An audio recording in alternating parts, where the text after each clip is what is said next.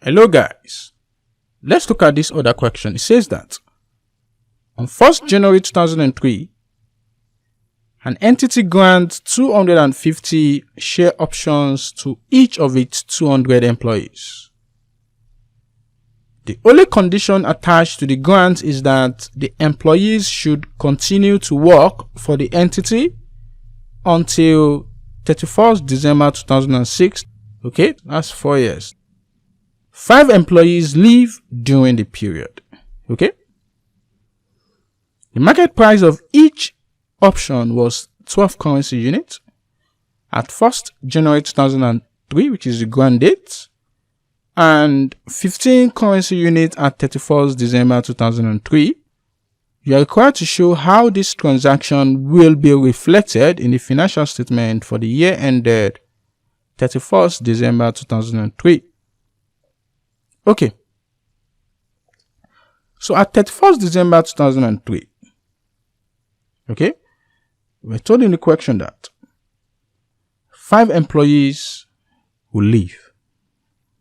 Therefore, if 5 employees is leaving in a year, okay, since they didn't give us any other information, so we have to estimate that 5 will leave for every other year. Okay, that means for the next 2 years, 5 will also leave. So we're going to estimate that a total of 5 employees will leave each year, giving us a total of 20 employees for the 4 years.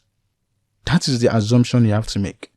Therefore, at the end of 2003, the value of the share option will be the total number of employees, which is 200, minus the 20 that we estimate will leave, multiplied by 250 share options.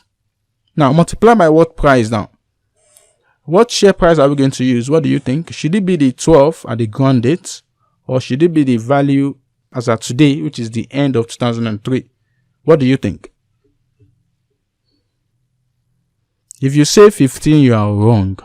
Okay? Because I told you that the fair value is measured at the grant date. And the grant date is 1st January 2003.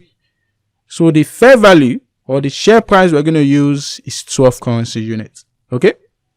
So that gives us a total of 540,000. So the remuneration expense relating to 2003 will be 540,000 divided by 4. That leaves us to 135,000. So with this, we debit staff costs or remuneration expense with 235,000. And we credit equity with 235,000. It is solved. See you.